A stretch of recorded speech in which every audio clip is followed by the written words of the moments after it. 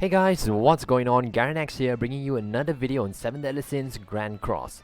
So we've got the final boss DIANE in yesterday's update. This is really by far the easiest final boss ever. There's no complicated mechanics involved, just the ones that we've already seen on the forum and also discussed in my previous video on the final boss DIANE preparation. After a few tries with some teams, here is the team that I personally use and recommend. So we have Blue Demon Melee, Blue Lilia, Green Fat King and Green SR Hendrickson on the sub. Blue Demon Melee is the main damage dealer here because his Pierce cards can deal a lot of damage. If you're a newer player or you've been extremely unlucky that you don't have Blue Demon Melee yet, then you can replace this slot with Green Lizhawk. Lizhawk also has a Pierce cards that can deal a high amount of damage. Gear wise, you want to use attack defense set with Pierce rate roll preferably, because that will help in boosting your damage since Pierce cards will triple your Pierce rate. But I'm using attack substats because I don't want to reroll the gear since I'm using this set for my LV melee as well. His ult level is only 1/6. Blue Lilia is here for her passive that provides the team with extra Pierce rates based on her own Pierce rate. And she also has an ult drain which will give you extra points. Recovery skills are disabled throughout the entire fight, so it's pretty much negligible. But there's actually a way that you can use it, and I'm going to explain to you later on how to actually use your recovery skills. There's not really anyone who can replace Lilia here, so if you don't have her, you can try to fill this slot with another AoE damage dealer so that you can maximize your damage output.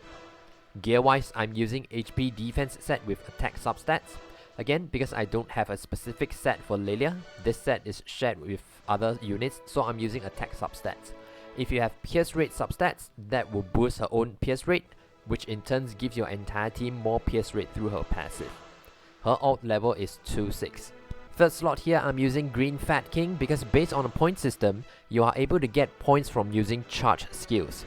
Out of all the blue and green units, Green Fat King is the only one who has an AoE charge skills, so he fits the team pretty well.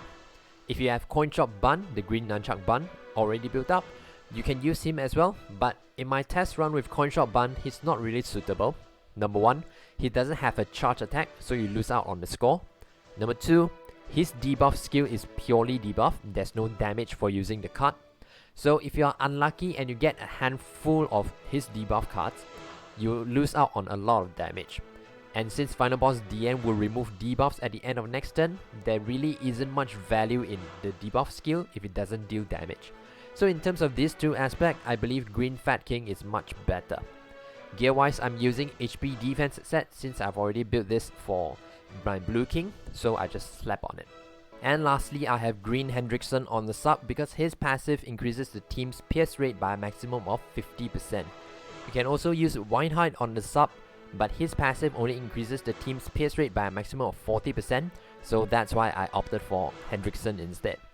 You can also use other sub that increases attack or HP depending on the color of your team. If you're mainly using blue units, you can use Blue SR Jericho or Mamas. If you're mainly using green units, you can use Alioni or Jillian.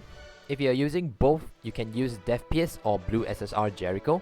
So it's really flexible on this slot, and it really depends on what your team actually needs, whether is it more damage or more survivability. For food, I am using Pierce rate food to boost up the Pierce rate even further. You can also go with attack food or lifesteal food or HP food. So for the whole fight, it's very straightforward. You want to keep using AoE skills to take down the minions as many times as you can, so that will keep your HP topped up and also reduces their team's max HP. And the faster you take them out, the more points you get because you receive less penalty. If your RNG sucks and you get a lot of corrosion cards or Lilia's heal card, just merge them for now, don't throw them away immediately. Throw them away only when you have too many of those cards and you have no other play. The trick that I mentioned earlier about using Lilia's heal card is to use it on the very last turn of phase 1. You want to estimate when you are able to take down DIANE on the first phase. Right on the very last turn, you want to slap on your attack cards, and the third card you want to use heal card. So when your attack cards took down DIANE, her passive will no longer work. So that means there's nothing on the field restricting the use of recovery cards, so that's when your heal card can come into play, and make sure you get topped up before going into phase 2. Because in phase 2, DIANE will start with a full ult gauge, So if you have no way of removing her ult on the first turn, at least you have more HP to tank the ult and survive. So in phase 2, you just continue the strategy and take down the minions on the side to reduce their defense and resistance. If you are able to rush Blue Demon Melee's ult, then that will help in ending the fight faster, giving you more points.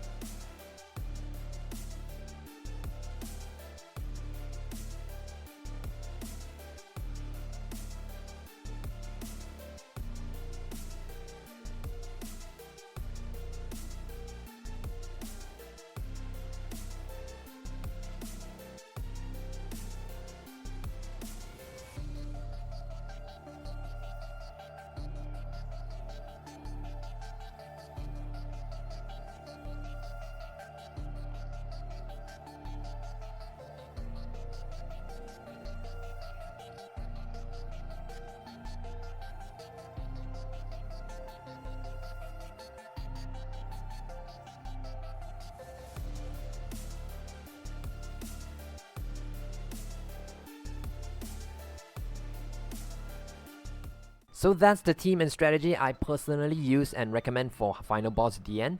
If you have any other tips that you'd like to share with other players, feel free to comment down below. If you want to discuss further on other strategies or the game in general, consider joining my Discord, link will be in the description below. And as always, like, comment and subscribe if you haven't already. That's it for today, take care and have a great day ahead.